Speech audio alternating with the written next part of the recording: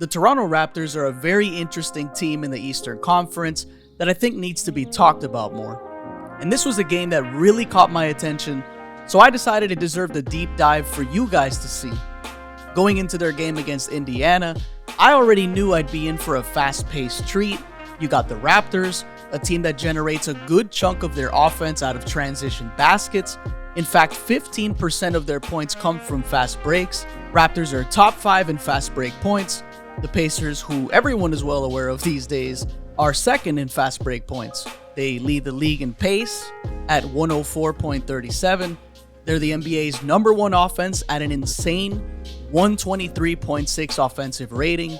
So pace is one thing, but I also knew I'd be in for a team basketball viewing experience from both sides. The exciting Pacers are number one in assists per game, and Raptors are second in that regard in the Darko Rajakovic coaching era. The Raptors were 23rd in assists last season, so this is a great improvement so far that I don't see many people mentioning. Last things I noted before watching this one, going into this game I was concerned for the Raptors' ability to keep up with Indiana's scoring punch. After all, the Raptors are currently 20th in offensive rating and 24th in three-point percentage, which is something they also struggled with last year. But Indiana's an awful defensive team, actually dead last at the moment, 30th in defensive rating at 120, which is also something they struggled with last year. They're also 28th in fast break points allowed, which plays into Toronto's hands nicely. This game started off in the worst way possible for Toronto. Indy comes out gunning, shooting the lights out, while the Raptors are at 4 turnovers in like 5 minutes of play, and Indy is already up 22-10. It's not long before we get good stops from the Raptors, along with successful aggressive plays from Siakam, drawing contact for tough finishes, and Dennis Schroeder as well. With a good ball movement sequence here, where the ball finds Porter in the corner for 3, and with Miles Turner subbed out for the rest of the quarter, the Raptors are free to get to that rim more often to force Indy to either collapse and allow free shots, or allow paint baskets. I really like this entire sequence from defense to offense from Toronto because it gives you a nice sense of what this team is able to do, but still limited by the lack of three-point shooting.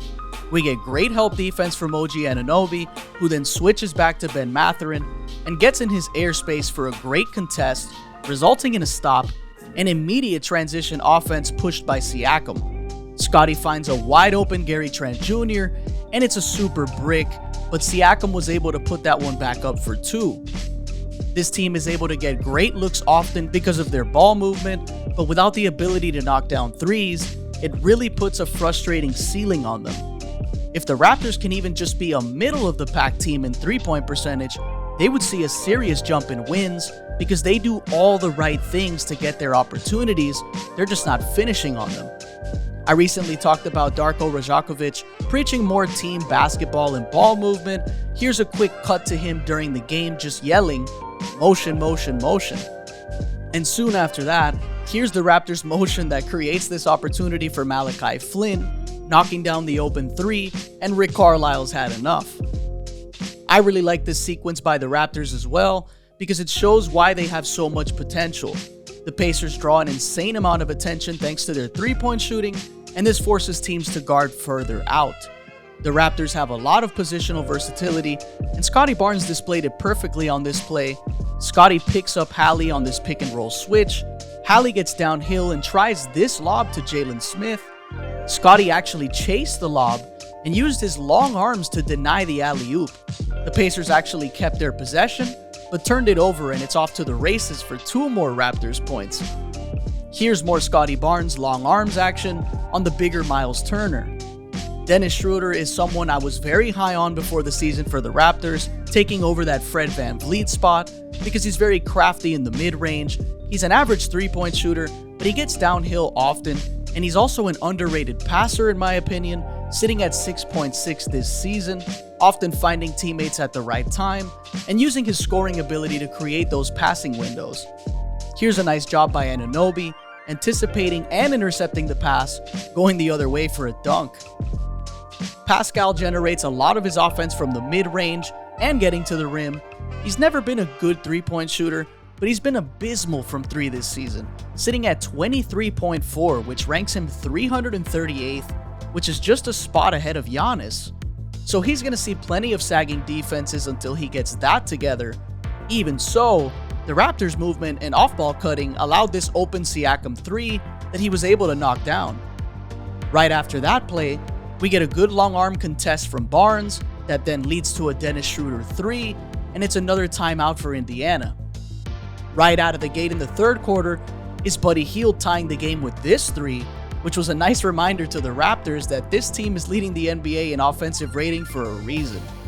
Here's one of those crafty plays from Dennis Schroeder, navigating around the screen and converting on the and one.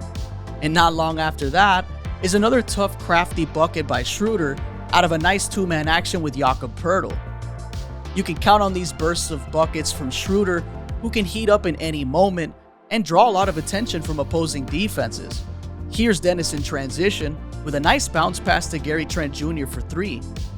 And here's Dennis right after that, using his speed and drawing contact for a trip to the free throw line for 2 more points. Then up next was Pascal doing what he does best, getting downhill and playing through contact for the and one finish. Like Dennis, Pascal draws a lot of attention when he gets downhill for obvious reasons, which opens things up for the others, in this situation leading to a wide open Scottie Barnes 3 that goes in. Here's one of those moments where the Raptors make all the right decisions that lead to an open 3, but ends up in a miss from Barnes. But just how their decision making and ball movement creates opportunities for open 3s, it also leads to points like this one on their next possession. Here's what makes Scottie Barnes Scottie Barnes. He jumps early on this pass, and he gets a hand on the ball. It nearly goes out of bounds, but he just extends and launches the ball behind him. The ball finds Anunoby, and it's off to the races again. Anunoby does a great job of turning Jordan Nwora in transition as he gets downhill before intelligently stopping in his tracks, noticing the collapse around him. He then kicks it out to a wide open Barnes for 3, who instead decided to whip it to a more likely basket inside to Chris Boucher, who loses control of the ball being slapped by Halliburton and misses the layup as a result. But right away comes Malachi Flynn for the easy layup to clean up the play, and just great effort on both ends. Here's a questionable Gary Trent Jr. 3 with 15 seconds left on the shot clock, but it doesn't matter because Scottie Barnes will clean it up. Malachi Flynn is a guy I've had stock in for a little bit now, and every now and then he'll show flashes like this one, insanely quick first step, getting downhill for a quick finish. Here's something the Raptors do often, which I love. Barnes and Siakam are 2 guys that demand a lot of attention in this area of the floor. Barnes sets a pick for Pascal to see what opens up, and all Jakob Poeltl has to do is see what's available. Ben Mathurin switches on to Pascal, and Scottie breaks free for a layup. Here's a quick 2 points by Schroeder off of a Poeltl handoff. And here's good defense by the Raptors closing out hard and rotating to shooters as best as they can, but it's just better offense here. But right away on the other end is a nice Schroeder pass to Siakam for 2. Here's another good defensive sequence for the Raptors, running guys off the 3-point line, and Jakob Poeltl was able to not only close out on the corner 3, but also manage to block the shot. And then we get to the other end, where Pascal draws attention inside. He kicks it out to a wide open Dennis Schroeder for a huge 3. As the game gets down to the wire, getting stops becomes more and more important, and Dennis Schroeder shows great effort here throughout, with Scottie Barnes contesting Turner to complete the stop. Right after that stop is Pascal in his danger zone, which draws the defense, and he kicks it out to OG for the big 3. As we approach the finish line, Hallie gets called for a foul on Pascal that sends him to the line. He knocks down both free throws to put the Raptors ahead 128-127. We get this quick clutch bucket by Hallie before Darko calls his timeout. And fresh out of their timeout is this smart play by Scottie, who fakes the handoff to Siakam and then just gets downhill for the finish. And they also call the foul on Turner here. Barnes makes his free throw, and the Raptors are up 131-129 with 25 seconds left. Hallie then just decides to go for this opportunity that results in a miss, and the Pacers then foul to stop the clock, and it sends Barnes to the line. Barnes misses his first free throw, then he cashes the second one, and it's a 3-point lead for Toronto. Hallie gets downhill yet again, this time getting his foul call and taking his trip to the free throw line. Darko calls for a challenge on that foul call, but it's unsuccessful, and Hallie then sinks both free throws making it a 1-point game. Raptors get a wild pass into the hands of Gary Trent, who gets fouled for more free throws. He then misses the first free throw, and then misses the second. Here come the Pacers with their chance to win the game, and who better than Buddy Hield to go for the win. But Hield misses the good look, and it's ball game. This game was very fun to watch, but it was also a great win for a Raptors team that's been up and down so far this season.